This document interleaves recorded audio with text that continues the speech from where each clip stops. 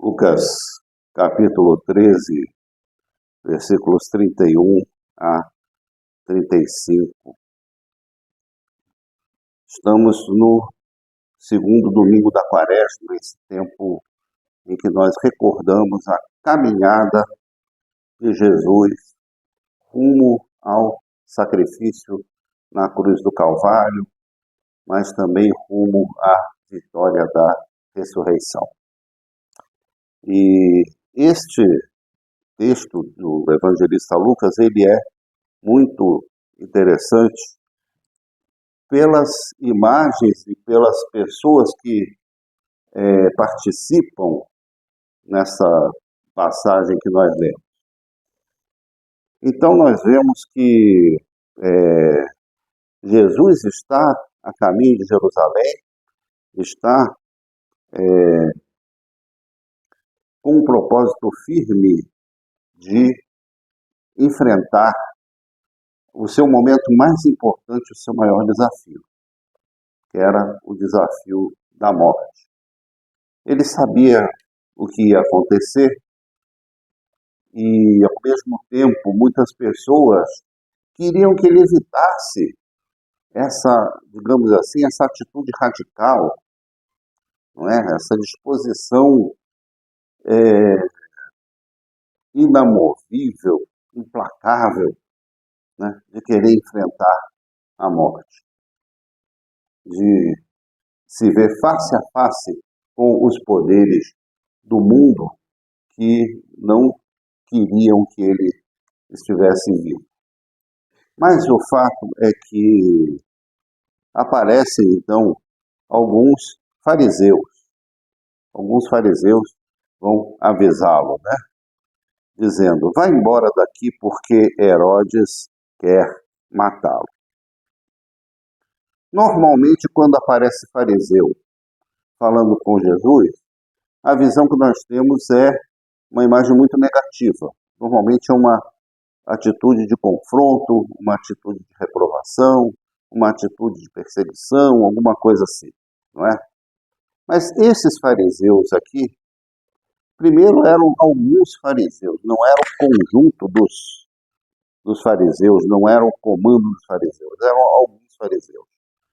E ao que parece, esses fariseus aqui que vieram falar com Jesus, eram fariseus que admiravam Jesus, eram amigos de Jesus.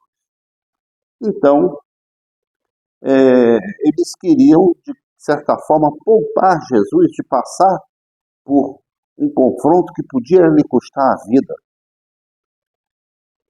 E o primeiro desafio que eles viam, assim, o mais imediato, era o de Herodes, Herodes Antipas. Não aquele Herodes do nascimento de Jesus, chamado de Herodes o Grande, mas o filho dele, que o sucedeu no trono da Judéia.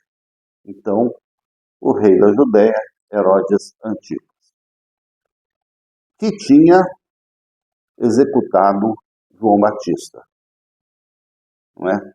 Numa circunstância muito, muito estranha e talvez até a contragosto, mas ele se viu obrigado a cortar a cabeça de João Batista. E poderia fazer com Jesus da mesma forma, até porque Jesus representava para ele uma espécie assim de assombração, não é? Eu matei João Batista, mas ele voltou. Ele voltou na forma de Jesus de Nazaré, não é? Então ele representaria talvez uma ameaça para a vida de Jesus. Então esses fariseus vão advertir Jesus, não fica se expondo aí porque você está sendo uma pessoa marcada para morrer. Era assim que eles percebiam a situação política e no caminho para Jerusalém. E Jesus então dá uma resposta dizendo o seguinte, né? Vá e digam a essa raposa. Vá e digam a essa raposa. A raposa que nos inspirou na imagem, né, que usamos para a chamada desse texto, dessa mensagem de hoje. Vai e digam a essa raposa. Quem é a raposa? Né? A raposa aparece nas histórias infantis, nos desenhos animados, é um bichinho bonitinho, tem um rabo grande, não é? Mas ele tem um comportamento que é o comportamento de muitos animais médios, né, da nossa fauna. Ele é extremamente feroz com relação aos bichos que estão abaixo dele na cadeia alimentar, não é? Então, uma raposa ataca um galinheiro e lá, então, faz um estrago, né, e ataca as galinhas, ataca os pintinhos, e, enfim, né? Aves de pequeno porte, animais, né, roedores, etc. Para esses animais, a raposa é um terror. Não é? A tal ponto que, por ser justamente um animal que atacava a criação, né, foi praticamente extinta em determinadas regiões, porque promoveu-se então a famosa caça-raposa, né? Aquela cerimônia que acho que existe ainda no Reino Unido, principalmente, né? Aqueles, quase que um ritual, aquele monte de cães de caça, né? E cavalos montados por cavaleiros, vestidos com roupas nobres, etc., né? Indo pelo campo lá para caçar a raposa. Então, aquele monte de cães de caça também para debelar essa praga dos campos ingleses, né? E por conta disso, a raposa praticamente foi extinta.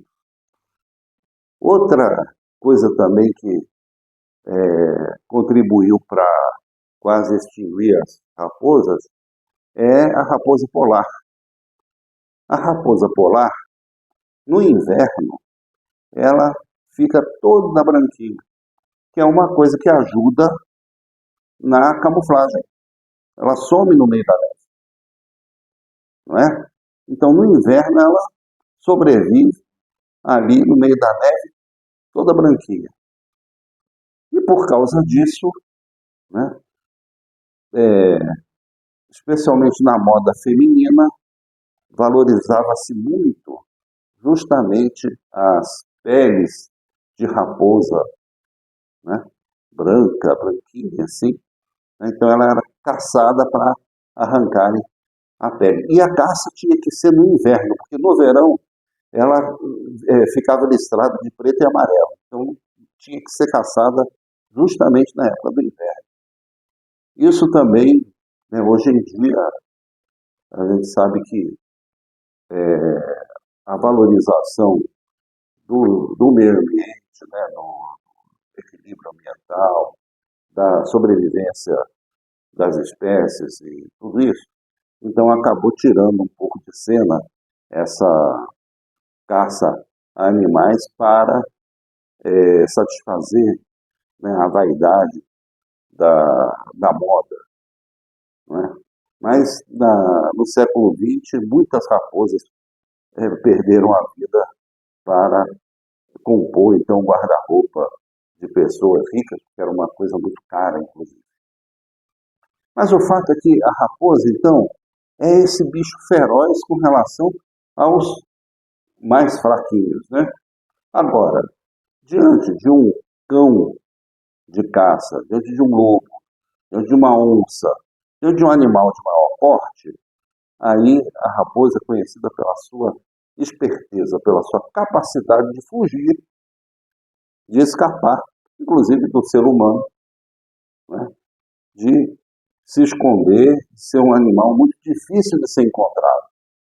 Então a astúcia da raposa, ela virou um símbolo de um atributo, inclusive, das pessoas, né? Pessoal, quando se fala de uma pessoa vulpina, vulpes, em latim, quer dizer raposa. e se estendeu também ao mundo político. Né? No mundo político, políticos que têm muita habilidade para sobreviver às crises e às reviravoltas, não é? Nas mudanças, né, do poder, etc., também são chamados de raposas. Não é? A raposa representa também um tipo de personalidade com quem a gente convive no nosso trabalho, na família, até nas igrejas também, tem algumas raposas. Né? Pessoas extremamente autoritárias, né?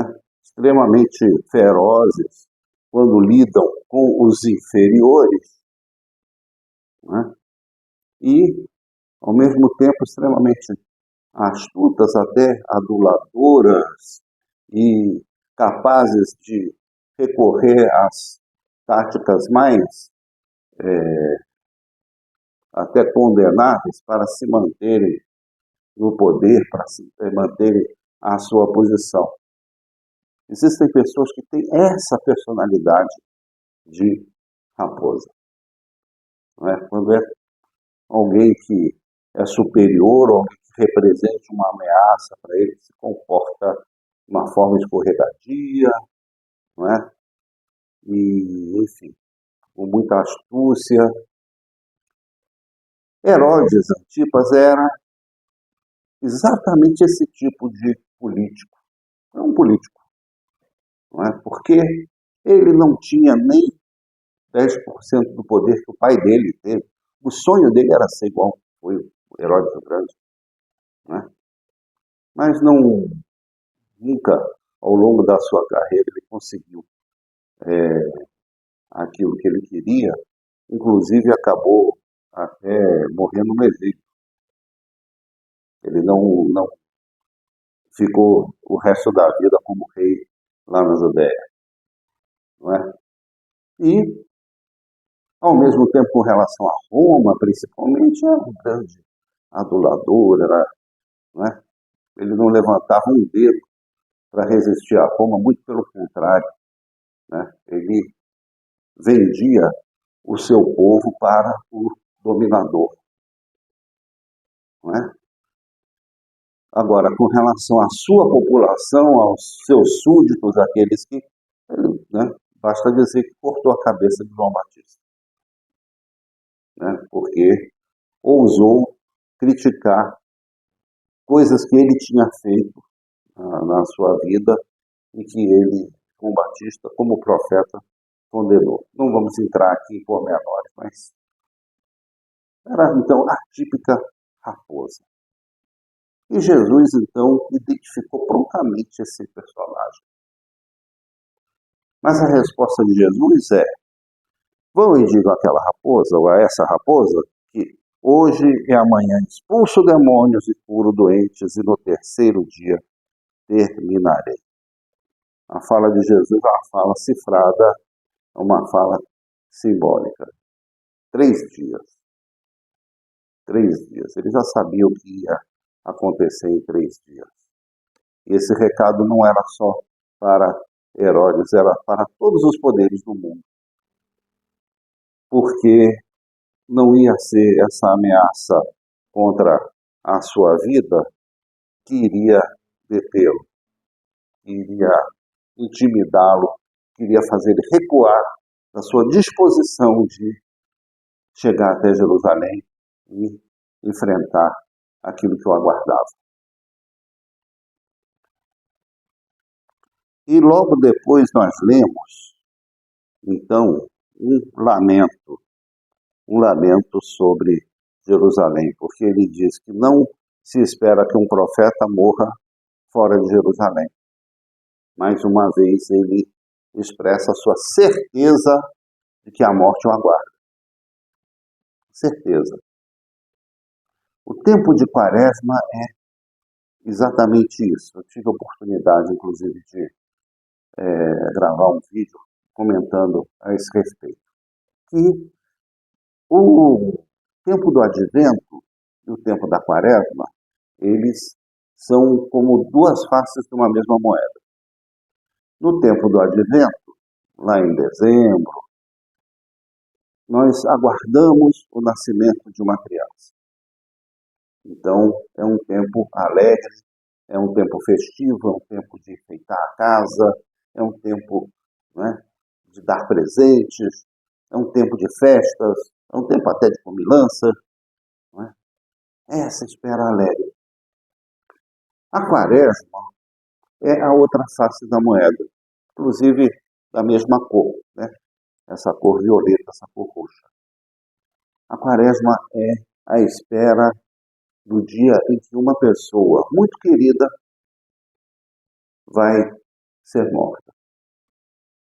A gente sabe que aquilo vai acontecer e pode acontecer a qualquer momento. Então, é um momento assim de apreensão, um momento, digamos assim, de, eu não digo tanto de tristeza, mas um momento que não é hora de festa, não é hora de excesso, não é hora de celebração, de comemorações, embora nós saibamos que lá no final existe a vitória da vida, existe a vitória da ressurreição. Mas é importante a gente viver, é um pouco como se a gente assistisse um filme que a gente gosta muito, a gente às vezes assiste 3, 4 vezes, não é? Na segunda vez, pelo menos, a gente sabe o final, não é? Então não é uma surpresa o final. Mas às vezes a gente revive no filme determinadas cenas, cenas de tensão, cenas de suspense, cenas de ação, não é? Quando a gente gosta muito do filme, a gente quer assistir de novo para reviver aquele, né, a reviravolta do roteiro, né? Não é mais surpresa, não é mais novidade, mas a gente quer, digamos assim, passar por aquilo novamente, né, rever como é que foi. A Quaresma é um pouco isso, né? É um resgate da história da salvação dos seus momentos talvez mais impressionantes, aqueles que vão culminar com o sacrifício de Jesus Cristo na cruz do Calvário. E são momentos muito ricos. E esse daqui é um deles. Porque Jesus lembra de Jerusalém, e aqui eu tive, digamos assim, um insight, uma coisa muito interessante, que eu nunca tinha visto. Porque Jesus se refere à raposa, não é? Logo no começo do texto. E quando ele fala de Jerusalém, ele se identifica com quem? Ele se identifica com uma galinha que protege os seus filhotes, os seus pintos, embaixo das suas asas, não é? Então, de um lado você tem uma raposa querendo atacar o galinheiro, e de outro você tem o quê? A galinha que resiste a esse ataque, protegendo as suas crias. A imagem que ocorreu a Jesus quando falou da raposa Herodes foi justamente a imagem de um galinheiro. E o que é interessante também é que Jesus evoca uma imagem feminina. Jesus se identifica com uma imagem feminina, sem nenhum problema, sem nenhum constrangimento. A gente que muitas vezes exalta, né, a imagem de um Deus másculo, não é? Aí a gente observa Jesus adotando uma imagem de uma mãe, uma galinha, uma mãe, que protege as suas crias do ataque da raposa. A raposa queria atacá-lo. Ninguém estranharia, talvez, se Jesus se apresentasse como a imagem de um galo. O galo enfrenta a raposa. Ele pode até perder a briga, mas ele enfrenta, ele resiste. Né? O galo é forte, é vingador. Não é? Não, não é essa a imagem que Jesus adora. É justamente a imagem da agregação, da proteção. Se a raposa quer promover a morte, quer promover a destruição, quer espalhar, né? Quer bagunçar o galinheiro, literalmente, Jesus quer agregar, quer acolher. E aí, então, é uma outra personalidade, né? A personalidade daquela pessoa que é acolhedora, que é agregadora.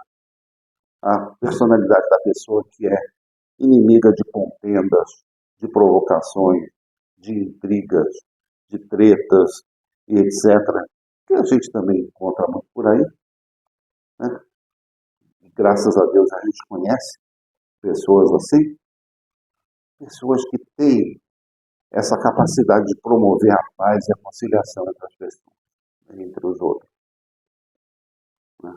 Esse é o modelo que Jesus apresenta como sendo o seu modelo, a sua atitude, o seu valor. Certo?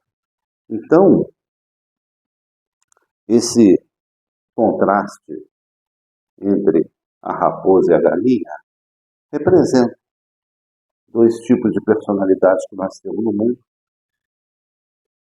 E entre os dois nós podemos fazer uma escolha. Não é? Aqueles que se vendem pelo poder, né? Que cultivam a sua autoridade, entre aspas, né? Sobre aqueles que ele pode oprimir, que ele pode manipular, ou aquele que chama as pessoas para perto de si e oferece a sua acolhida, a sua proteção. Porque esse é o modelo de Jesus. Os fariseus que vieram falar com Jesus podem ter, de alguma forma, se surpreendido com a resposta dele. Mas, tempos depois, talvez 40 dias depois, eles compreenderam plenamente que ele tinha razão no caminho que ele estava seguindo. Né? Essa é uma mensagem para este tempo litúrgico que nós estamos vivendo. Que Deus abençoe a nossa quaresma. Amém?